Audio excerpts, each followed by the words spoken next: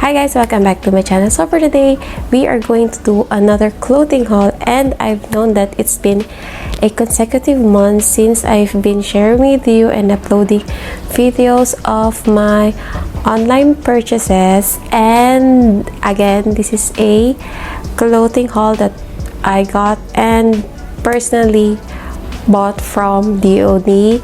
If you're watching other videos, you've seen that I mostly buy my clothes online on DOD first because you get your clothes the other day.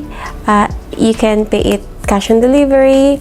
The quality of their clothes are perfect for me, even though some of the materials or the fabric are thin. But of course, with this season here in Abu Dhabi, so I think it's suited for wearing these clothes. And I like that mostly all of their clothes are inspired by Korean, and these are, or possibly, or I might be thinking or guessing, is made from China, because I can see some of their labels in the name Shing.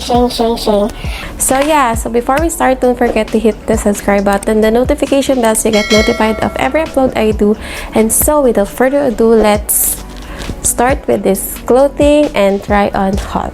So I am hoping that you don't get bored of all this clothing haul, but because, well, if you're in the Philippines, online shopping will be the most satisfying, but we must make sure that it will be within our budget. But for this time, guys, I've crossed the line, because I might share with you the last haul that I accidentally clicked the place orders. So that's why I did purchase a lot of stuff from the last video, which will be the link up here. But for now, I don't know, it is actually quite expensive. Normally I would purchase some of their items less than 20 or 30, but these items, I think one only costs less than 20 and more of it costs 40 and above. For the reason that I want to excuse myself, I've placed them, they're not on sale items, so I've placed them on my cart.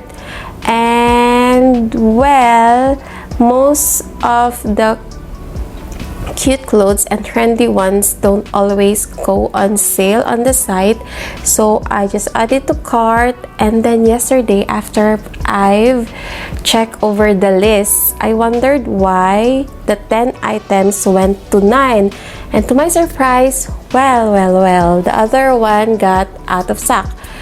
So I kind of panicked because I really like all the 10 clothes, but if I might let it slip another day, so possibly the clothes that I've chosen wouldn't fit me, or either the ones left would be large. So well, yun yung pinakamasama. I ordered it, and guess what? It arrived the other day. So we have 10 items here, and the colors, you'll be surprised, because you know how I've always talked that I love black and white. So for this haul, I only have one black and white, and most of these will be on the spring collection. So it's not called the spring collection. I've just chosen all these colorful clothes, floral clothes, because I feel and I am inspired by, if you watch It's Okay Not to Be Okay, you've known that the main female character there is very like the fashion style. So that's why I bought these items, because they're trendy and I like the style wherein it looks more vintage. I always say that I like more of the vintage style. You may remember those days where people would just wear those florally clothes, and then I think it's like Romeo and Juliet times, yung mga ganun. So yon. So first, let's start with my one and only black and white. Here here's the black dress, and it goes all the way down, up or possibly up to your knees, and it's like a sweater, as you can see here, or on the videos that I will be trying it on, inserting in these clips. So you have a buttons in here, and what I've liked mostly of the clothes that I've chose is the pattern where you have this crumbled part, or either the flaring and the ruffles. Yeah, the ruffles. So you have here at the elbow part yung para siyang may yung parang may bandage part, and then it goes down up to here. So it's like a 3/4 dress. And what's good about this one is you don't need to wear a cycling shorts beneath it, because the fabric is really thick, so you won't be worried if it would like see through. So the next item is all the florally clothes that I've got already. And mind you, some of it I've already tried it on, and I've added some buttons. I've reconstruct it. I made the waist smaller so it would fit me perfectly. And one thing, most of these clothes have zipper on it, so I want to share with you the sizes pala that I've got. Most of this is on the size medium, because I might thinking if I would get the smaller size, this kind of fabric is not stretchable, so I don't want to risk buying a smaller one and ending up they wouldn't fit me properly, and I would look like a bandage. Yung alam mo, balot na balot. So, ganun. And this is, ayun na tayo, diretso na tayo. So, the first one is this floral dress, this flowy dress, which, yan, remember pala, it's springtime. So, what I've loved is, mostly of the items is the sleeves, how loose, so it's really comfortable during the hot season or winter season. If you're in the Philippines, you can just add a coat, so it wouldn't be too cold nor too hot for you. So it has this, etong design yung ginawa ko pala.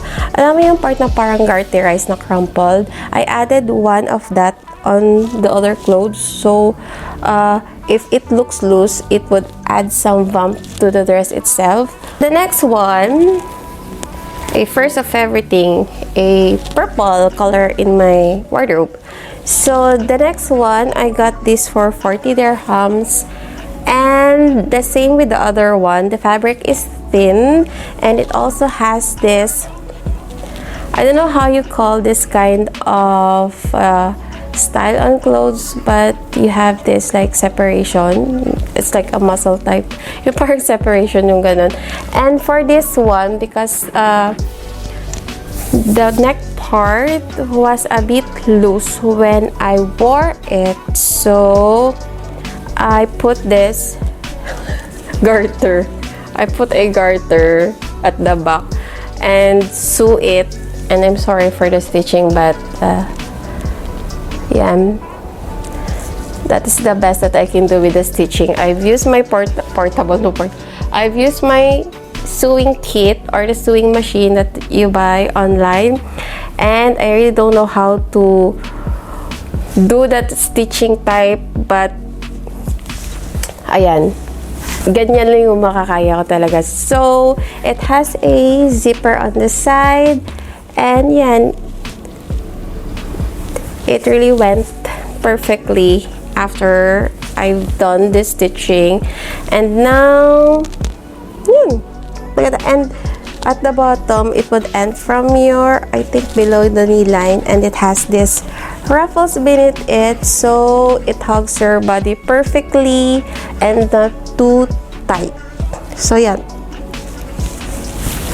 So ayun, another I love it purchase. So the next one is a pink floral dress that it has, it's the first time I've noticed that it has a writing on it, which I cannot read. So I got this for 55 dirhams, and it's longer than the others, the first two that I've shown you. I don't know this type of fabric also, but I've seen it on the, alam mo yung mga old na pillowcase, yung ganun. So, this is the design. Ganyan. Yung mga ganyan, oh. So, it's like embroidery. And then, it has a zipper at the back and still with the design on the arms. So, for this one, it has a button in front and a ruffles also that goes down with a short sleeve. So for the next one, and I'm sorry, I'm really not that good on describing this kind of pattern, this kind of threading, this kind of design. So yon, makikita nyo naman siya pag sinuot ko. So for the next item, I got this for 49 dirham, which is, if you're going to look, this is way expensive compare sa mga unang pinakita ko. So, the first thing why I've chosen this one is, again, the sleeves. I like how it gives you that vintage, again, vintage look or the retro vibe. Ayan.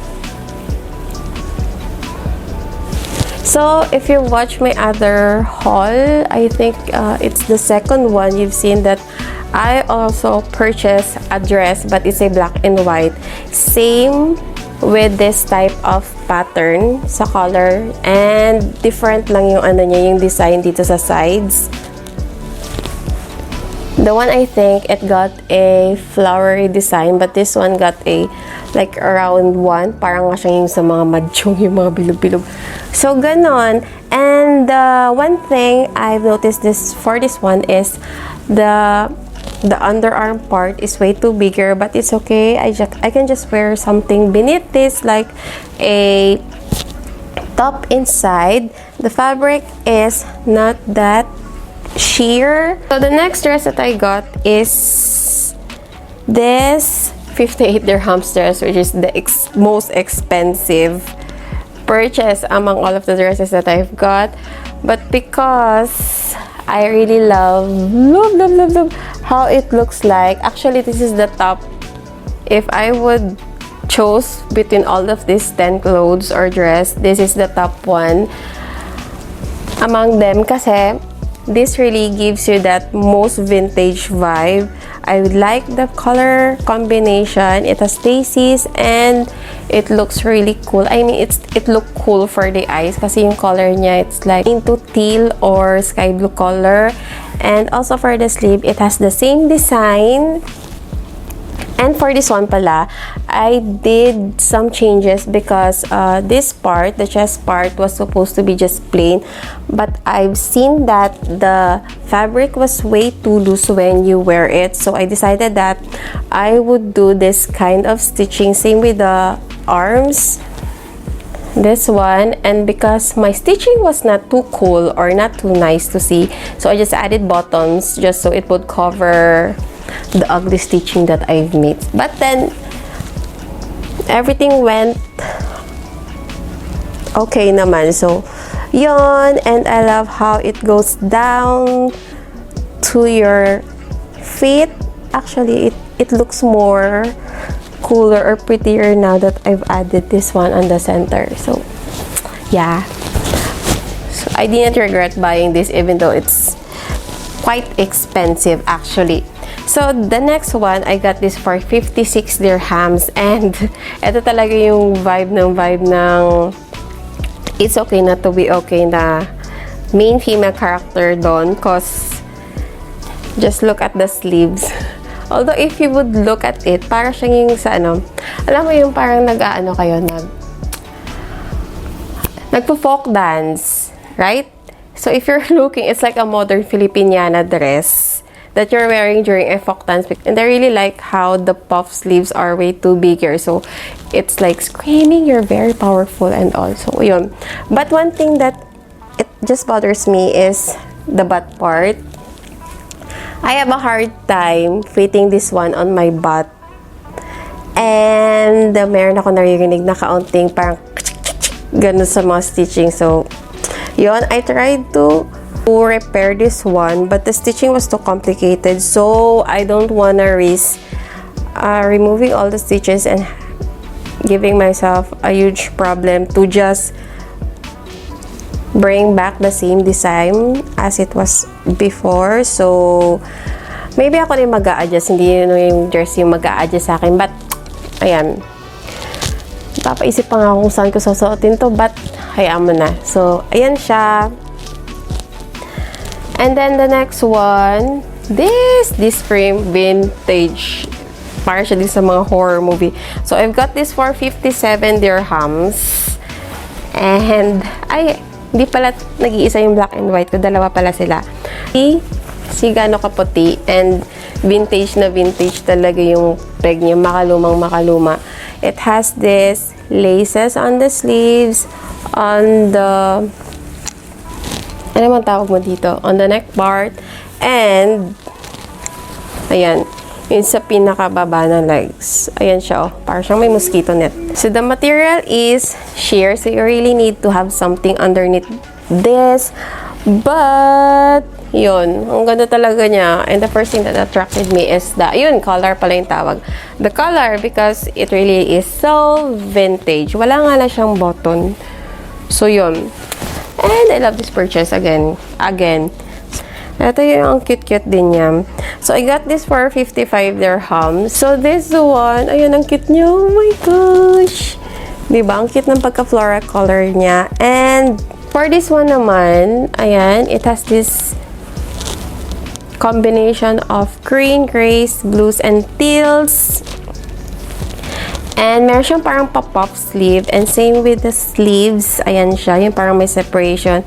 And what I really like about this, even though it goes down straight, still give you that little bit hug on your waist. So, you won't look like a box na parang isang bagsak. It still accentuates your waist, accentuates your butt, and accentuates also your breast part.